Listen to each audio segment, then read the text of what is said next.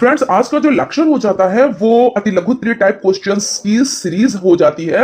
और सब्जेक्ट की बात करें तो आपका विज्ञान शिक्षण हो जाता है, इस पर डिस्कस करेंगे, ठीक है ना। तो देखिए, स्टेप बाय स्टेप हर एक क्वेश्चन को समझेंगे, उसके बारे में जानेंगे और आगे बढ़ेंगे।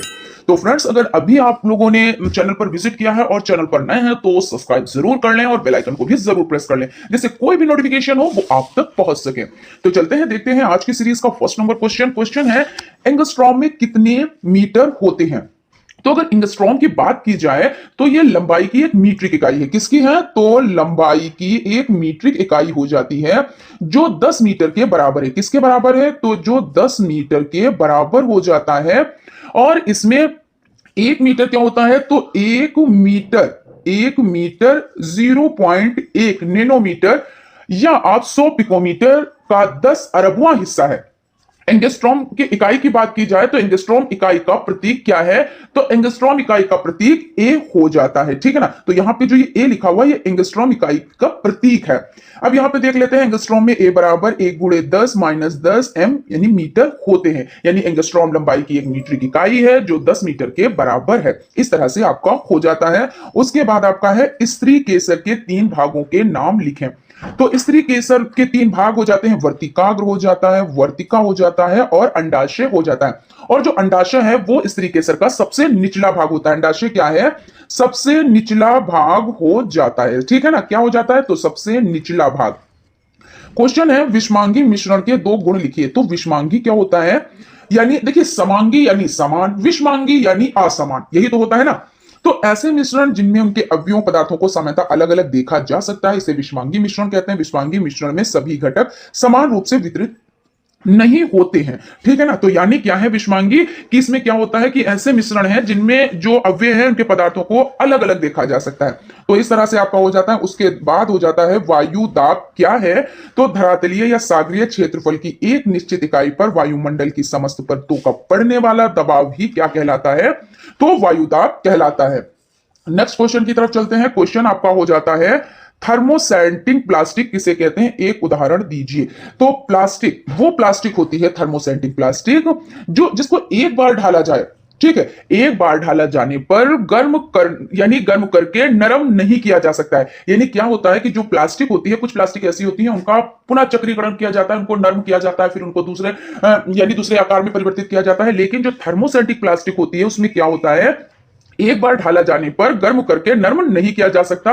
और इसका उपयोग किसमें होता है? तो इसका उपयोग जैसे हो जाता है खिलौने बनाने में। किसमें हो जाता है? खिलौने बनाने में। और किसमें होता है?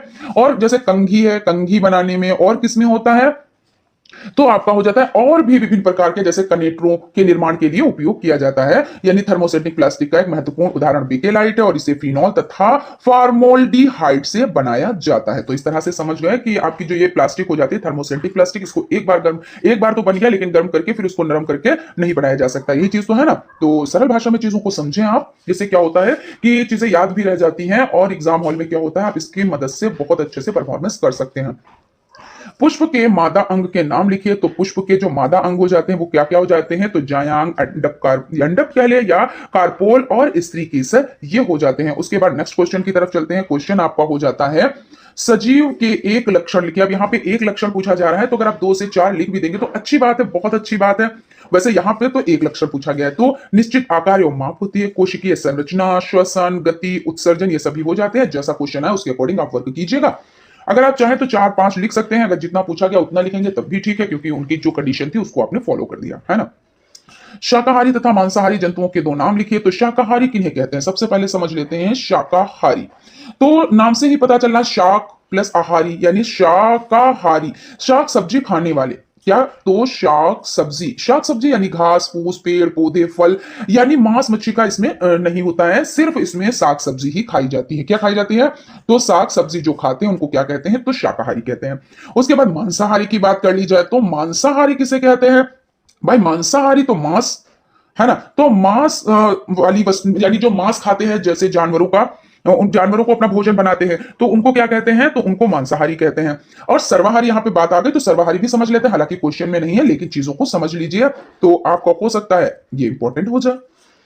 सर्वाहारी, सर्व यानी सभी कुछ, है ना। सर्व मतलब सभी कुछ, सर्वाहारी यानी जो साग सब्जी भी खा ले, यानी क्या, जो सब्जी भी खा ले और क्या खा ले, और मांस भी खा ले, यानी जैसे मनुष्य है नहीं तो सभी कुछ तो खा जाता है। हालांकि मैं सबको नहीं कह रही हूं, मैं जब भी ये नाम आता है, ये बात आती है, तो मैं ये चीज जरूर बता देती हूँ भाई, देखिए मैंने सबको नहीं कहा, यहाँ पे मेरा एम क्या है, पढ़ाने का और चीजों को समझाने का। तो जो नहीं खाते उनके लिए हम नहीं कह रहे हैं, लेकिन जो खाते हैं, क्योंकि मनुष्य क्या है, चींटी से लगा के हाथी तक सभी को खा जाता है, ये चीज तो आपको मानना पड़ेगा। एक जगह ऐसी भी है जहां सांप का भी भोजन बनता है और उसको लोग बड़े चाव से खाते हैं। अब आप कहेंगे मैम सांप का बना भोजन, तो लेकिन क्या होता है कि उसमें तो जहर होता है। जैसे अब आपके माइंड में ये चीज आई होगी कि उसमें तो जहर होता है, हाँ होता है, बिल्कुल होता है, क्यों नहीं होता है। लेकिन वो सब जहां पे जो रह रहा है उसके अनुकूल वो ढल जाता है, उसके अनुकूल वहां की चीजें उसके लिए क्या होती है, वही फायदेमंद हो जाती हैं। तो ये कहने का मतलब हमारा यहाँ पे ये है, ज्यादा लॉन्ग में पहुंच गए, कि देखिए सर्वाहारी उनको कहते हैं जो सब्जी और मांस सभी खा लेते हैं, और मनुष्य इसमें सर्वप्रथम है, क्योंकि मनुष्य जो है वो सर्वाहारी, वो सभी कुछ खा लेता है। ठीक है, और यहाँ पे क्वेश्चन क्या पूछा गया है कि शाकाहारी तथा मांसाहारी जंतुओं के नाम लिखिए। तो आपको पता है आपके आसपास में ये सभी चीजें होंगी। देखिए हाथी जैसे है, दरियाई घोड़ा है, बकरी है, खरगोश है, ये सब क्या है, ये देखिए सिर्फ साग सब्जी आपको खाते हुए मिलेंगे, और तो नहीं कोई चीज खाते हुए मिलेंगे। अब मांसाहारी जंतु जैसे कुत्ता है, चीता है, बाघ है, भेड़िया है, ये सब क्या खाते हैं, ये अन्य जंतुओं पर निर्भर होते हैं ना, यानी जंतुओं को अपना भोजन बनाते हैं, यानी क्या है, ये मांसाहारी है। ठीक, यहां तक क्लियर हो गया, कोई दिक्कत कोई परेशानी। चलिए आगे बढ़ते हैं। उसके बाद एक घर्षण बल किसे कहते हैं। तो घर्षण बल देखिए क्या होता है कि जैसे आपने देखा होगा चक्की पे क्या होता है, पट्टा चढ़ा होता है। जैसे एक चक्की है, मान लीजिए ये इस तरह से कुछ ऐसे करके घूम के जाती है, ठीक है ना। चक्की ज्यादा उस तरीके से तो नहीं बनाएंगे, ऐसे बना देते हैं। यहाँ पे मोटर वगैरह या इंजन इंजन सब लगा होता है, और उसके बाद ये इस तरह से घूमता है, घूमते हुए चलता है, ये एक क्या है, इस तरह से चलता जाता है, ठीक है ना। तो इसमें क्या होता है, घर्षण बल होता है। अब यहाँ पे हम देख लेते हैं इसको, पहले इसको समझते हैं, उसके बाद इस पर डिस्कस करते हैं, ठीक है ना। तो यदि तेज दौड़ते हुए आपका पैर अचानक केले के छिलके पर पड़ जाए तो आप गिर पड़ेंगे, बिल्कुल गिर पड़ेंगे। कैरम बोर्ड पर पाउडर छिड़कने से गोटी बहुत तेजी से फिसलती है, बिल्कुल फिसलती है। यदि आटा चक्की के पट्टे घिस जाते हैं, जैसे जो अभी हमने चक्की टाइप की बनाई कि पट्टा इस तरह से, तो आटा चक्की तो होती है ना, इस तरह से आटा चक्की हो जाती है, रुई दुनकने वाली हो जाती है, और भी ऐसे बहुत सी चीजें हो जाती हैं जिसमें जो ऑयल की चक्की हो जाती है, जिसमें तेल निकाला जाता है ना, ये सभी चीजें। तो घिस जाए तो क्या होगा, चक्की गति नहीं करेगी, बिल्कुल नहीं करेगी। अगर घिस जाता है तो फिर ये गति नहीं करेगा, ये चलना एक टाइम पर, चक्की तो आपकी चलती, यहाँ पे जो जैसे ये चक्की है आपकी, और यहाँ पे ये मोटर वगैरह लगा हुआ है, तो ये मोटर चलता रहेगा, इंजन चलता रहेगा, लेकिन ये अपनी जगह पे रुक जाएगा, नहीं चलेगा। क्यों नहीं चलेगा, क्योंकि घर्षण बल की मात्रा अत्यंत कम होने के कारण ऐसा होता है। जब घर्षण बल कम हो जाएगा तब ऐसा होता है। तो किन्हीं दो सतहों के संपर्क तलों के बीच सापेक्ष गति का विरोध करने वाले बल को क्या कहते हैं, तो घर्षण बल कहते हैं। तो इस तरह से आपका हो जाता है। उसके बाद क्वेश्चन आपका है, पदार्थ की तीन भौतिक अवस्थाएं बताएं। तो आपको पता है पदार्थ की तीन भौतिक अवस्थाएं कौन कौन सी होती हैं, तो ठोस होती है, द्रव्य होती है, और गैस होती है। कुछ चीजें क्या होती है, ठोस अवस्था में पाई जाती है, कुछ द्रव्य में, और कुछ गैस अवस्था में। ठीक है, यहां तक आपका क्लियर है। उसके बाद है समय का मानक मात्रक क्या है। तो समय का जो मानक मात्रक हो जाता है वो आपका सेकंड हो जाता है।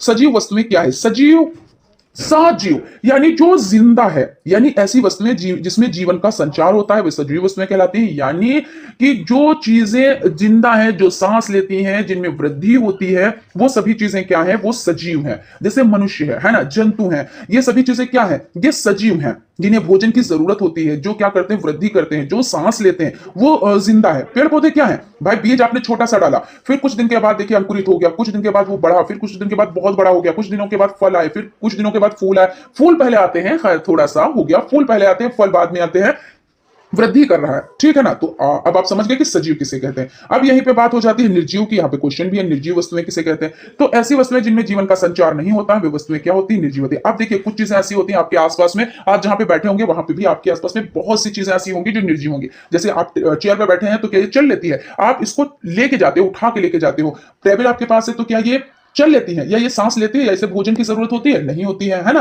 इसको अगर कहीं दूसरी जगह डालना होता है, या दूसरी जगह इसकी लोकेशन चेंज करनी होती है, या जगह चेंज करनी होती है, तो क्या करना होता है, इसको ले जाके वहां पे डालना रहता है। तो इस तरह से ये सभी चीजें क्या हो जाती है, जिसमें जान नहीं होती है, वो क्या होती है, निर्जीव, यानी ना जान है, ना मतलब निर मतलब नहीं, है ना, तो निर्जीव हो जाती है। तो इस तरह से आप चीजों को समझे। उसके बाद आपका क्वेश्चन हो जाता है, सजीव और निर्जीव के बीच की कड़ी किसे कहते हैं।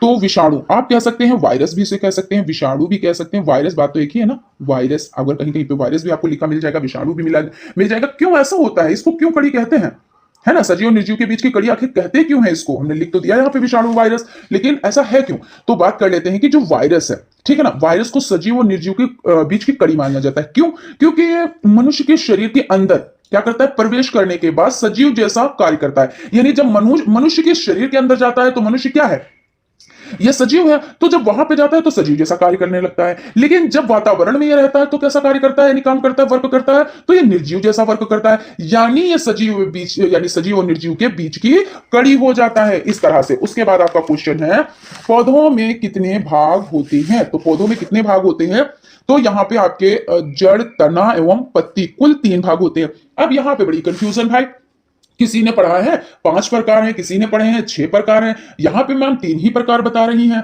ठीक है ना। अब कहीं पे तो कंफ्यूजन है ना, बिल्कुल है, क्यों, क्योंकि चीजों को समझिए आप। पौधों में कितने भाग होते हैं, अगर मुख्य भागों की बात कर ली जाए कि कितने माने गए हैं, तो आपका हो जाएगा जड़, तना एवं पत्ती कुल 3 भाग होते हैं। आंसर आपका सही है, गलत नहीं है।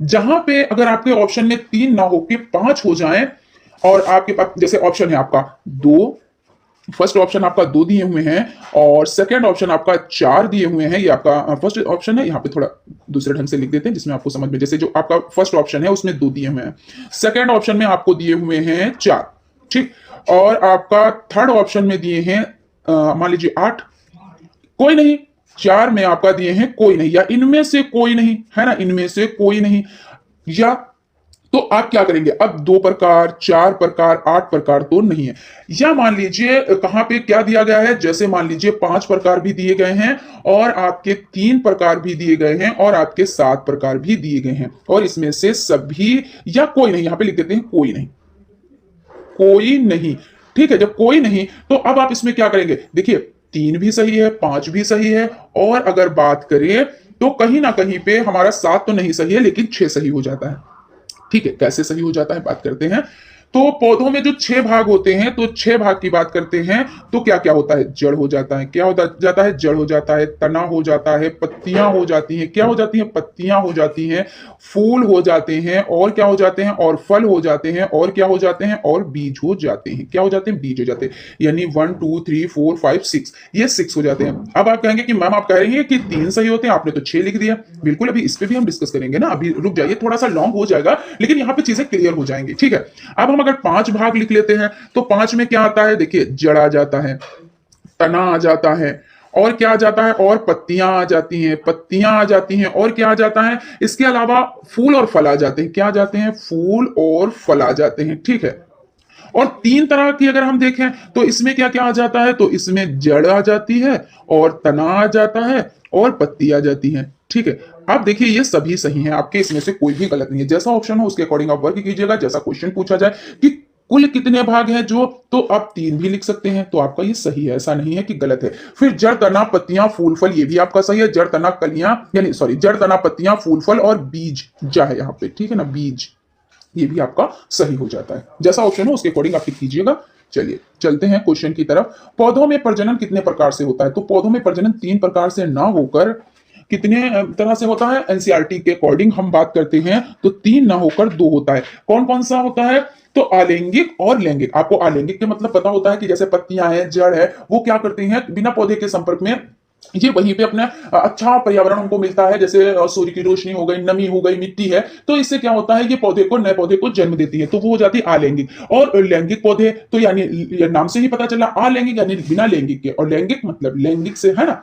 तो इस तरह से 2 प्रकार के हो जाते हैं। एनसीईआरटी के अकॉर्डिंग हमने ये आपको बताया है कि 2 तरह के, ठीक है। उसके बाद क्वेश्चन आपका हो जाता है पौधों एवं जंतुओं में प्रमुख अंतर क्या है। अब अंतर की अगर बात करें तो पौधों एवं जंतुओं में क्या होता है, अंतर देखिए, अंतर भी देखेंगे और समानता को भी समझेंगे। पौधों यानी पेड़ पौधों में वृद्धि जीवन पर्यंत तो होती है, परंतु जंतुओं में वृद्धि एक निश्चित आयु तक ही होती है, बिल्कुल सही है। और भी अंतर हो जाता है कि जैसे पौधों में क्लोरोफिल पाया जाता है और जंतुओं में नहीं पाया जाता है। क्लोरोफिल क्या होता है, जो पत्तियों का हरा रंग होता है वो किसकी वजह से होता है, भाई पत्तियां जो होती हैं, या पत्ती कोई भी आकार की ले लो, कोई जरूरी नहीं, पत्ती कोई भी आकार की ले लो, तो उसमें जो ये हरा रंग होता है, हरा रंग होता है, तो किसकी वजह से होता है, क्लोरोफिल की वजह से। तो पत्तियों में ये, यानी ये पेड़ पौधों में तो पाया जाता है लेकिन जंतुओं में नहीं पाया जाता है, ठीक है। तो इस तरह से आप लिख सकते हैं। पौधों तथा जंतुओं में समानता संबंधी लक्षण, तो सभी पौधों और जंतुओं में अपने अपने समान जीवों को लक्षण उत्पन्न करने की क्षमता होती है, बिल्कुल होती है। और पौधों और जंतुओं में वृद्धि होती है, दोनों में देखिए समानता जब पूछे जा रहे हैं कि दोनों में एक जैसी चीजें क्या होती हैं, तो दोनों में क्या होती है, वृद्धि होती है, क्योंकि दोनों बढ़ते हैं ना। और दोनों में क्या होती है, दोनों में गति भी होती है, दोनों में किसमें, पौधों और जंतुओं में। और पौधे जंतु दोनों क्या करते हैं, श्वसन भी लेते हैं, बिल्कुल लेते हैं। तो ये इनकी क्या हो गई, ये समानता हो जाती है, ठीक। चलते हैं नेक्स्ट क्वेश्चन की तरफ। पुष्प के कितने भाग होते हैं? अब यहाँ पे पुष्प के भागों की बात हो रही है, कंफ्यूज ना होइएगा, क्योंकि देखिए अभी जो क्वेश्चन था यहाँ पे पौधों में कितने भाग होते हैं वो चीज पूछी गई है। अब यहाँ पे क्वेश्चन है पुष्प में कितने भाग होते हैं। तो पुष्प में कुल 4 भाग होते हैं। कौन कौन से होते हैं? तो कैल्किस होता है। क्या होता है? कैल्किस, कोरोला और पुमंग और जायांग होते हैं। क्या होता है? लिख देते हैं यहाँ पे 4 कौन कौन से होते हैं। तो कैल्किस हो जाता है, कैल्किस हो जाता है। सेकंड पे क्या हो जाता है? कोरोला हो जाता है। क्या हो जाता है? तो कोरोला हो जाता है। और थर्ड पे क्या हो जाता है? पुमंग हो जाता है। क्या हो जाता है? तो पुमंग हो जाता है। और फोर्थ पे क्या हो जाता है? तो जायांग हो जाता है। ठीक है, तो इस तरह से चलते हैं नेक्स्ट क्वेश्चन की तरफ। जीवधारियों में कुल कितने कारणों से यानी जीवधारियों में अनुकूलन किन कारणों से होता है? तो अनुकूलन क्या होता है? क्या इसके बारे में कुछ मालूमात है? चलिए हम बताते हैं आपको। अनुकूलन क्या है? जैसे आप मनुष्य हो, ठीक है, कोई भी हो, मनुष्य हो, जीव जंतु हो, कुछ भी हो, आप कहां पे, जैसे यहां पे रह रहे हो, जहां पे भी आप रह रहे हो वहां के अनुकूल वहां का वातावरण है, वहां का पर्यावरण है, उसके अकॉर्डिंग आप रह रहे हो, यानी अपने आप को आपने वहां पे ढाल लिया है। जैसे कहीं पे बहुत ज्यादा सर्दी पड़ती है, तो क्या है, जो गर्मी जहां पे ज्यादा पड़ती है वहां के लोग वहां पे जाएं, कहां पे जाएं? जहां पे ज्यादा सर्दी पड़ती है, वो वहां पे झेल नहीं पाएंगे। 2 से 3 दिन अगर रुक जाए तो बहुत बड़ी बात है। या जहां पे गर्मी वाले लोग सर्दी की जगह पे पहुंच जाएं, जहां पे ज्यादा हर वक्त सर्दी पड़ती है, 12 मास पड़ती है, और जहां पे गर्मी ज्यादा पड़ती है, सर्दी वाले पहुंच जाए, वहां पे नहीं रह पाएंगे। हम लोग क्या है, जब नॉर्मल कि 4 महीने सर्दी, 4 महीने गर्मी और 4 महीने बारिश, भाई अकॉर्डिंग तो यही है, यानी यही चीज है। बाकी बारिश थोड़ा कम ही रहती है और गर्मी ज्यादा रहती है, वो बात अलग की है। यहाँ पे मौसम की बात हो रही है कि किस तरह से हम लोग अपने आप को ढालते हैं। तो हम लोगों ने इस अकॉर्डिंग ढाल लिया कि सर्दी में भी हम लोग रह लेते हैं, अपने आप को ढाल लेते हैं, गर्मी में भी ढाल लेते हैं, और बारिश होती है तो भी हम लोग यहां पे रह लेते हैं। यानी जहां पे जैसा अनुकूलन होता है उसके अकॉर्डिंग हम लोग क्या करते हैं, रह लेते हैं। तो क्या है, जीवधारियों में अनुकूलन किन कारणों से होता है? तो जीवधारियों में अनुकूलन वातावरण, भोजन तथा भोजन की क्या उपलब्धता के कारण होता है। बिल्कुल जहां पे जो चीजें मिल रही होती हैं, जहां पे, तो क्या होता है, पेड़ पौधे तक क्या करते हैं, अब उसके अनुकूल ढलते हैं। कहीं पे देखिए रेगिस्तान में क्या है, रेगिस्तान में पौधे उगते हैं तो कटीले उगते हैं, क्योंकि वो वहां के जो वहां का वातावरण है वहां के अकॉर्डिंग वो ढल गए। अपने इधर की हरी पत्तियां होती हैं, है ना, और इसमें पानी की मात्रा भी पाई जाती है, सब चीजें होती हैं, है ना। तो इस तरह से यानी कहने का मतलब ये हो जाता है कि जीवधारियों में अनुकूलन किसके वजह से होता है? भोजन, बिल्कुल सही है, वातावरण और भोजन की उपलब्धता के कारण होता है। तो अब समझ में आया कि अनुकूलन होता क्या है। और संरचनात्मक अनुकूलन से क्या अभिप्राय है? जीवधारियों के शरीर की संरचना में कुछ ऐसे परिवर्तन हो कि उस जाति को अपने आवास में रहने में अधिक सुविधाओं से संरचनात्मक अनुकूलन कहते हैं। वही चीज है कि जब हम अनुकूल यानी वहां का वातावरण, वहां का पर्यावरण, इसके अकॉर्डिंग हम अपने शरीर को ढाल लेते हैं, तो वही तो होता है ना। अब क्या है, क्वेश्चन है नेक्स्ट, पौधों में जड़ का क्या उपयोग है? तो पौधों को भूमि से जल, खनिज तथा लवण उपलब्ध कराना। और जैसे जड़ें क्या होती हैं भाई, अगर जड़ें ना हो, जैसे ये आपका पौधा हो गया, पेड़ हो गया, अगर जड़ें ना हो तो ये क्या पेड़ ये खड़ा रहेगा? नहीं जी, ये पेड़ आपका क्या होगा, गिर जाएगा, गिर जाएगा ना। तो यानी ये इसको सहारा देता है, ये इसको रोकता है, ये इसको ये जो है बढ़ने में इसको मदद करता है। और इसमें क्या है, ये मिट्टी, ये जो है इसको ये खनिज लवण प्रदान करता है। सभी कुछ तो पौधे की जो जड़ें हैं वो करती है ना। तो भूमि ये यानी क्या है, पौधों को भूमि से जल, अब यहाँ पे जल है तो ये जल इसी से तो ये जाता है ना, सब पूरे में जाता है ना। और खनिज लवण उपलब्ध कराना है, बिल्कुल खनिज लवण हर एक चीज क्या करता है, जड़ ही से पौधों में जाती है और पूरे भागों में जाती है, ठीक है ना। इसके बाद ये हो जाता है प्रकाश संश्लेषण। क्या है, पौधों में जड़ों के द्वारा भूमि से अवशोषित जल तथा वायुमंडल CO2 लेकर क्लोरोफिल की उपस्थिति में भोजन का निर्माण और O2 मुक्त कराने की क्रिया प्रकाश संश्लेषण कहलाती है। यानी प्रकाश संश्लेषण जैसे क्या होता है, सूर्य के प्रकाश में क्या होता है, ये सूर्य है आपका, ये सभी का है, सूर्य ऐसा नहीं है, ठीक है ना। तो क्या होता है, सूर्य के प्रकाश में हरे पौधे अपना क्या करते हैं, सूर्य के प्रकाश में अपना भोजन स्वयं बनाते हैं, यही तो है ना, ये अपना भोजन स्वयं बनाते हैं, ये चीज हो जाती है। और इसमें देखिए और चीजें समझ लेते हैं क्या। अच्छा एक चीज पूछते हैं, यहाँ पे प्रकाश संश्लेषण की बात आई है, लेकिन एक चीज हम आपसे पूछते हैं कि पौधों को क्या कहा जाता है, स्वयंपोषी या परपोषी, क्या कहा जाता है? कमेंट में आप लोग कीजिएगा कमेंट, ठीक है ना, कमेंट बॉक्स में। यानी पर परागण क्या है? जब पुष्प के परागण उसी पुष्प के वर्तिकाग्र या उसी पौधे के पुष्प के वर्तिकाग्र पर पहुंचते हैं तो ऐसी क्रिया पर परागण कहलाती है। पुष्प के नर अंग का नाम लिखिए तो पुंकेसर हो जाता है। फलों में जल की मात्रा कितनी होती है? तो यहाँ पे ये जो क्वेश्चन है आपका, कितनी मात्रा होती है, तो फलों में जल की मात्रा 90% होती है। अब एकदम एक्यूरेट है ये, तो हर फल में ऐसा नहीं होता है। जैसे आपका आ जाए कि ताजे फल, जैसे ताजे फल की बात करें तो आपका हो जाता है 72% यानी 72%। अगर बात करें सूखे फलों में तो आपका जो सूखे फलों में कितना हो जाता है, तो 20% हो जाता है, यानी 20% हो जाता है। और अगर तरबूज में बात की जाए किसमें, तो तरबूज में, और आप जानते हो सबसे ज्यादा तरबूज में सबसे ज्यादा तो नहीं अभी हम बात करेंगे, इस पे भी 97%, लेकिन मान लीजिए सबसे ज्यादा ही होता है। और नारियल में तो सबसे ज्यादा जल होता है ना। और सेब की अगर बात करें तो कितना होता है, तो सेब की अगर हम बात करें तो 85%, यानी सबका एवरेज निकाल के यहाँ पे 90% माना गया है ना, कि कोई 72 है तो कोई 97 है तो कोई 85 है, तो आपने यहाँ पे 90 लिखा है। लेकिन अगर जिस तरह से ताजे फल की बात करें या तरबूज की बात करें, सेब की बात करें, सूखे फल की बात करें, तो उसका अलग अलग परसेंटेज हो जाता है कि पानी अलग अलग, यानी अलग अलग प्रतिशत सभी का है, किस फल में कितना पाया जाता है, तो एक जैसा नहीं पाया जाता है। पौधों में जड़ का क्या कार्य है, तो आपको पता है पौधों में जड़ का कार्य क्या है, अभी डिस्कस किया। पौधों को भूमि में स्थिर रखने तथा भूमि में जल एवं खनिज लवणों का अवशोषण बिल्कुल स्थिर रखने में पौधा है, तो क्या कर रहा है, जड़ क्या है, जड़ ये है, तो इसको स्थिर रख रहा है ना। इसी के अगर ये हट जाए जड़ से, यहां से जड़ से उखाड़ दिया जाए, तो ये पौधा क्या होगा, ये पेड़ क्या होगा, चाहे छोटा पौधा हो बड़ा पौधा हो, लेकिन बिना जड़ के क्या है, ये सूख जाएगा, इसका कोई अस्तित्व नहीं रहेगा, है ना। तो ये चीज हो जाती है। और जल और खनिज लवण तो इसको जड़ से तो प्राप्त होता है, जब यहां से प्राप्त होता है तभी तो ये ऊपर ग्रोथ करता है ना। उसके बाद क्वेश्चन है आपका, जलीय पौधों को क्या कहते हैं, तो जलीय पौधों को जलोद्भिद कहते हैं। और जलीय जंतुओं को क्या कहते हैं, तो जलीय जंतुओं को जलचर कहते हैं। जो जल में रहते हैं वो जलचर, जैसे आपको मछली हो जाता है, मछली हो जाती है ना। और स्थलचर जो स्थल पर रहते हैं, और उभयचर किसको कहते हैं, जो जल और थल दोनों में रहते हैं, जैसे मैं। चाल से क्या तात्पर्य है, तो चाल किसी बल द्वारा एकांक समय में चली गई दूरी चाल कहलाती है। या यूं आप कह सकते हैं कि चाल किसी वस्तु की दूरी की दर को चाल कहते हैं।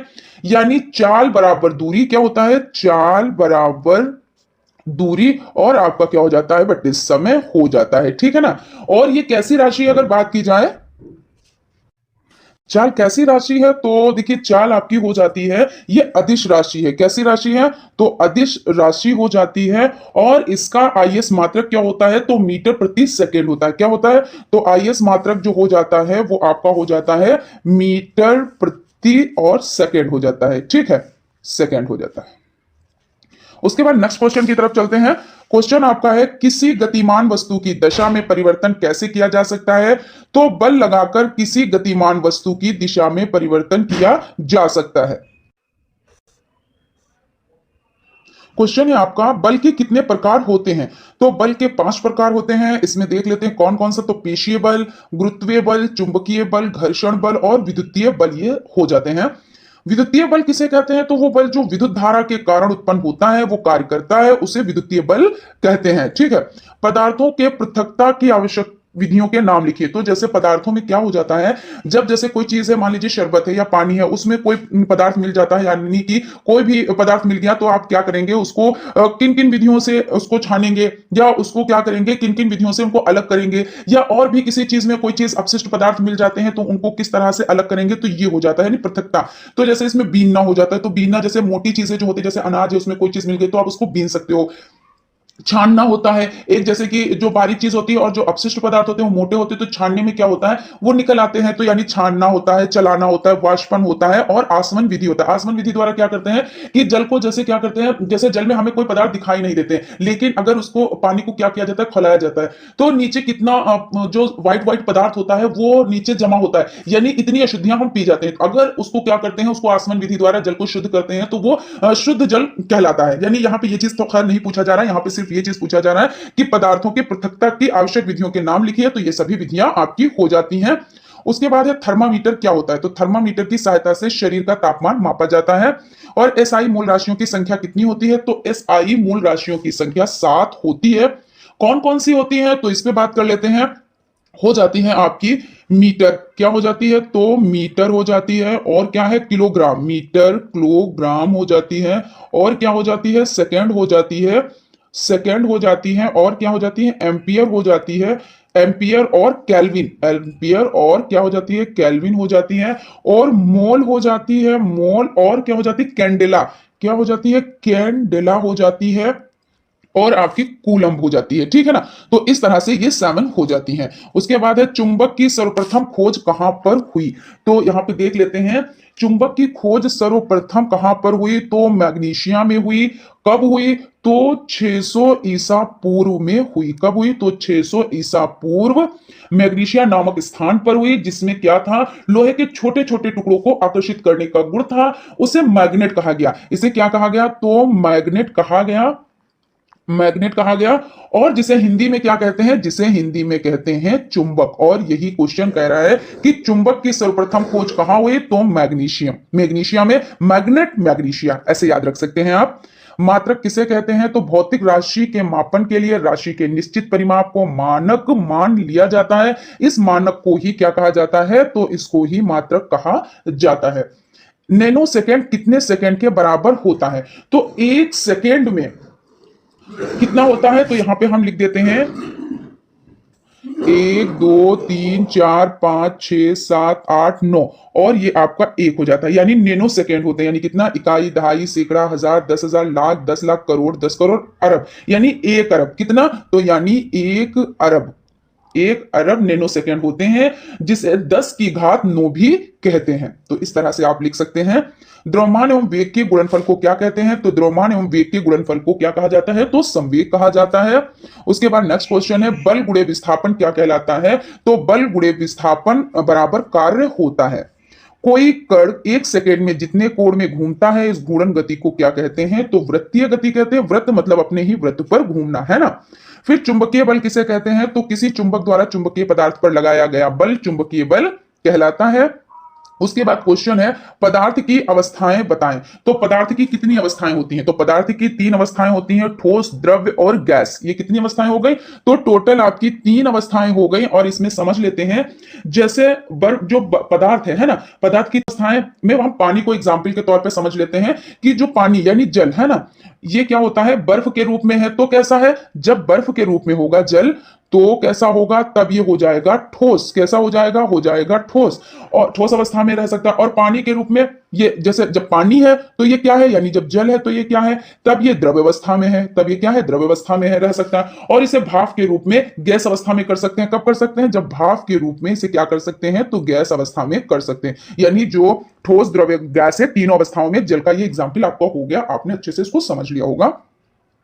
क्वेश्चन है, वे पदार्थ कौन से हैं जो ठोस, द्रव्य तथा गैसीय अवस्था में रहते हैं, गंधक और जल हो जाता है। वे पदार्थ, यहाँ पे क्या कह रहे हैं, क्वेश्चन एक बार फिर से पढ़ लेते हैं। वे पदार्थ कौन से जो ठोस, द्रव्य तथा गैसीय अवस्था में रह सकते हैं, तो गंधक और जल। देखिए अभी आपने जल के बारे में तो पढ़ा ही है कि ठोस, द्रव्य और गैस तीनों अवस्था में, और गंधक भी इसी तरह से हो जाता है आपका।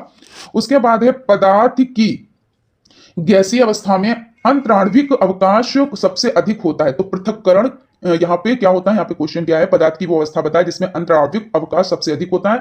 तो पदार्थ की गैसीय अवस्था में, किसमें, तो गैसीय अवस्था में अंतराण्विक अवकाश सबसे अधिक होता है। इसके बाद आपका हो जाता है यहाँ पे कि पृथक्करण किसे कहते हैं। पृथक कहते हैं तो किसी मिश्रण में विलय अथवा अविलय पदार्थों को अलग करने को क्या कहते हैं, पृथक्करण कहते हैं, यानी अलग किया जाता है ना। फिर उसके बाद विलायक किसे कहते हैं, तो कोई पदार्थ जब किसी द्रव्य में घुलता है तो उस पदार्थ को द्रव्य में विलय तथा द्रव को विलायक कहते हैं। देखिए अब इसको हम समझ लेते हैं, जैसे दो कोई पदार्थ है या दो से अधिक पदार्थ हैं, ठीक है, तो पदार्थों का जो समांगी मिश्रण होता है विलयन कहलाता है। क्या कहता है, जो समांगी मिश्रण होता है, समांगी मिश्रण जो होता है वो क्या कहलाता है, वो विलयन कहलाता है, विलयन कहलाता है, ठीक है।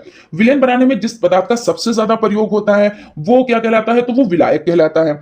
और विलयन में जो पदार्थ सबसे ज्यादा मात्रा में क्या होते हैं, उपस्थित रहते हैं, उनको क्या कहते हैं, उनको विलायक कहते हैं। तो इस तरह से आपका हो जाता है। यौगिक क्या है, तो यौगिक देखिए, दो या दो से अधिक तत्वों के परमाणु के निश्चित अनुपात में मिलने से यौगिक बनता है। जैसे गंधक का अम्ल हो जाता है, साधारण नमक हो जाता है। कौन, तो गंधक का अम्ल उदाहरण के तौर पे हो जाता है गंधक का अम्ल, ठीक। और क्या हो जाता है, सेकंड साधारण नमक भी हो जाता है, साधारण नमक, ठीक है। चलते हैं नेक्स्ट क्वेश्चन की तरफ। यहां पे आपका हो जाता है पृथक्करण की कोई दो विधियां लिखिए, तो आप कोई सी भी विधियां लिख सकते हैं, छानना, बीनना, है ना। तो यहाँ पे क्या है, भाव आसवन तथा प्रभाजी आसवन, ये भी आप लिख सकते हैं, है ना। मिश्रण किसे कहते हैं? मिश्रण ऐसे पदार्थ जिनमें दो या दो से अधिक यौगिक अथवा तत्व दोनों निश्चित या अनिश्चित, यहाँ पे क्या है, अथवा अनिश्चित अनुपात में सम्मिलित रहते हैं, क्या कहलाते हैं? तो मिश्रण कहलाते हैं। जैसे द्रवों, ठोस और गैस के आपस में मिलाने की क्रिया और इस प्रकार उत्पन्न पदार्थों को कहते हैं, या अलग अलग पदार्थों का आपस में मिलना लेकिन उनके मूल गुणी में कोई परिवर्तन ना हो, यानी उनके मूल गुणों में क्या हो, कोई परिवर्तन ना हो। मूल गुण की बात यहां पे हो रही है, ठीक है ना, मूल गुण में कोई परिवर्तन ना हो। उसके बाद आपका क्वेश्चन हो जाता है, चीनी के शरबत में लकड़ी के कोयले के कुछ छोटे छोटे टुकड़े मिल गए हैं, आप इन्हें कैसे पृथक करेंगे? तो बिल्कुल छान कर पृथक कर लेंगे, है ना। जो मोटा पदार्थ होता है उसको तो आप छान कर पृथक कर ही सकते हैं। जैसे शरबत में आपने नींबू डाला और उसमें क्या बीज उसके चले गए, तो आपने उसको क्या किया, उसको छान के ही तो आपने अलग कर दिया ना। तो इसी तरह से कि लकड़ी के जो कोयला है उसके छोटे छोटे टुकड़े इसमें मिल गए, तो क्या करेंगे, छान कर ही हम इसको अलग कर लेंगे। द्रव्यमान किसे कहते हैं? तो किसी वस्तु में पदार्थ का जितना परिमाप मात्रा होता है, यानी परिमाण या मात्रा होता है, वह उस वस्तु का क्या कहलाता है? तो द्रव्यमान कहलाता है, द्रव्यमान हो जाता है वो।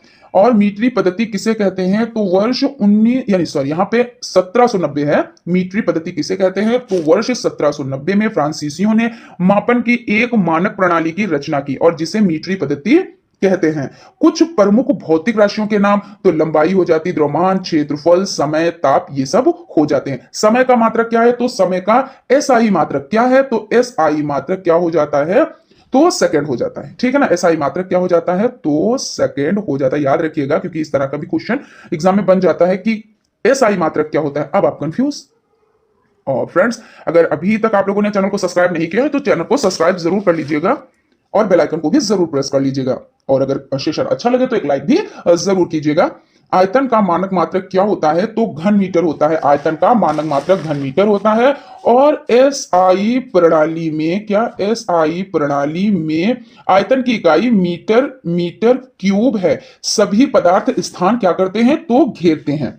क्वेश्चन आपका हो जाता है, समय की अवधि का मापन किस प्रकार किया जाता है? तो समय की अवधि का मापन सेकंड, मिनट, घंटा, दिन, माह अथवा वर्ष में किया जाता है। क्षेत्रफल का मानक मात्रक क्या है? तो क्षेत्रफल का मानक मात्रक हो जाता है वर्ग मीटर या आप कह लें मीटर स्क्वायर, ठीक है।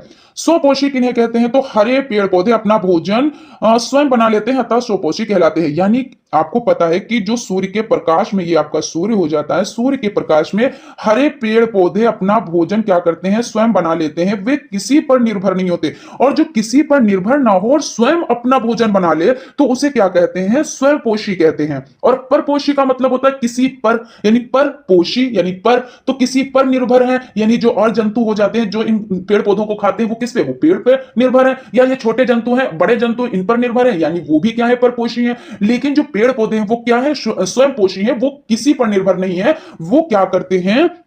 ये हरे पौधे प्रकाश की उपस्थिति में प्रकाश संश्लेषण के द्वारा अपना भोजन क्या करते हैं? खुद से बना लेते हैं, ठीक है ना। तो इसलिए ये क्या कहलाते हैं? स्वयंपोषी। स्वयं यानी खुद से, है ना। श्वसन का क्या अर्थ है? जीवधारी सांस के द्वारा वायु से ऑक्सीजन गैस लेते हैं और कार्बन डाइऑक्साइड गैस छोड़ते हैं, तो ये क्या है? इस प्रक्रिया को क्या कहते हैं? श्वसन कहते हैं। प्रमुख श्वसन अंगों के नाम बताएं, तो फेफड़े, फेफड़े और गलफड़े ये हो जाते हैं, और भी हैं। जलीय पौधे हम जलीय जंतु किन्हें कहते हैं? तो जलीय पौधे यानी जो जल में उगते हैं उनको जलीय पौधे कहते हैं। जो जल में रहते हैं जंतु, उन्हें जलीय जंतु कहते हैं। सिंपल बात है, नाम से ही पता चल रहा है। तो जलीय जो पौधे हो जाते हैं उनमें कौन कौन से हैं? जैसे आपको मनी प्लांट हो जाता है, क्या हो जाता है? मनी प्लांट हो जाता है, ये जल ही में तो होता है। और आपका कमल का फूल हो जाता है ना, कमल का फूल हो जाता है। और क्या हो जाता है? आप सोचिए, थोड़ा सा माइंड लगाइए। बरसाती लिली हो जाती है ना, बरसाती लिली हो जाती है। और क्या हो जाता है? और हो जाता है जलकुंभी, जलकुंभी हो जाती है। और क्या हो जाता है? होया प्लांट, एक होया प्लांट होता है, ये भी क्या है? ये जलीय पौधा है, ठीक है ना। तो होया प्लांट जो है वो जलीय पौधा है। तो इस तरह से हो जाते हैं। और क्या क्वेश्चन में है कि जलीय जंतु, तो जलीय जंतु में क्या क्या हो जाते हैं? जैसे मछली हो जाती है, जेलीफिश हो जाती है, शार्क, वेल, ऑक्टोपस, बर्नाकल, समुद्री ऊदबिलाव हो जाता है, मगरमच्छ हो जाता है, केकड़े हो जाते हैं, डॉल्फिन, ईल और मसल्स, ये सभी क्या हो जाते हैं? ये जलीय जंतु हो जाते हैं। अंकुरण के लिए क्या आवश्यक है? तो अंकुरण क्या, जब बीज होता है, बीज क्या होता है? बीज को भूमि में लगाया जाता है। फिर उसके बाद इसमें क्या होते हैं, छोटे छोटे ये अंकुरित होने लगते हैं, यही तो होता है। और इधर ये जड़ भी फैलने लगती है, फिर अंकुरित होकर ये ऊपर पौधा बन जाता है, ऐसे तो होता है। यानी इसके लिए क्या जरूरी होता है, तो इसके लिए देखिए मिट्टी जरूरी होती है, पानी, हवा और उचित ताप। और ये क्या करते हैं, प्रकाश संश्लेषण में अपना भोजन स्वयं बना लेते हैं। और मगर मिट्टी में नमी भी चाहिए होती है, उसमें जल भी चाहिए होता है, ये सभी चीजें। फिर उसके बाद क्वेश्चन हो जाता है मृतका किसे कहते हैं, तो पके हुए जो बर्तन होते हैं उनको क्या कहते हैं, तो मृतका कहते हैं। और अच्छा, एक क्वेश्चन हम आपसे कर रहे हैं कि आग में जो पकी हुई मिट्टी होती है उसको क्या कहते हैं, आप लोग कमेंट करके बताइएगा हमें। उसके बाद चलते हैं क्वेश्चन की तरफ। खिड़कियों में किस प्रकार की कांच का प्रयोग किया जाता है, तो साधारण या मृद कांच का प्रयोग किया जाता है। पुष्प के मुख्य 4 भागों के नाम लिखिए, तो बाह्य दल पुंज, पुमंग और जायांग हो जाता है। गति के द्वितीय नियम को परिभाषित कीजिए, तो जो द्वितीय नियम है यानी सेकंड नियम, गति का जो द्वितीय नियम है इसके अनुसार क्या होता है, किसी वस्तु पर बाहर से लगाया गया बल F उस वस्तु के द्रव्यमान m तथा उस वस्तु के बल की दिशा में उत्पन्न त्वरण a के गुणनफल के बराबर होता है। जैसे एग्जाम्पल से आप समझ लेंगे तो आपको आसानी रहेगी समझने में। जैसे क्या होता है, क्रिकेट के मैदान में एक चित्र तेज गति की गेंद के साथ अपने हाथ धीरे धीरे पीछे की ओर खींचता है। आपने देखा होगा जो क्रिकेट खेल रहे होते हैं तो वो क्या करते हैं, पीछे की ओर खींचते हैं। इस प्रकार गेंद पकड़ने के दौरान के समय अंतराल को बढ़ा लेता है और जिसमें संवेग में परिवर्तन की दर कम हो जाती है और हाथ पर पड़ने वाला बल कम हो जाता है और हाथ में चोट लगने की क्या होती है, तो संभावना नहीं रहती है। तो ये किस पर निर्भर होता है, ये गति का जो द्वितीय नियम है इसके अकॉर्डिंग है। उस परमाणु किसे कहते हैं, तो परमाणु तत्व वो छोटे से छोटा भाग है जो किसी भी रासायनिक अभिक्रिया में भाग ले सकता है परंतु स्वतंत्र अवस्था में नहीं रह सकता। ये यहां पर आप लोगों का सेशन कंप्लीट होता है, ठीक है। और अगर अभी आपने चैनल पर विजिट किया है और अभी तक आप लोगों ने चैनल को सब्सक्राइब नहीं किया है तो चैनल को सब्सक्राइब भी कर लें और बेल आइकन को भी जरूर प्रेस कर लें, इससे कोई भी नोटिफिकेशन हो वो आप तक पहुंच सके। Thank you.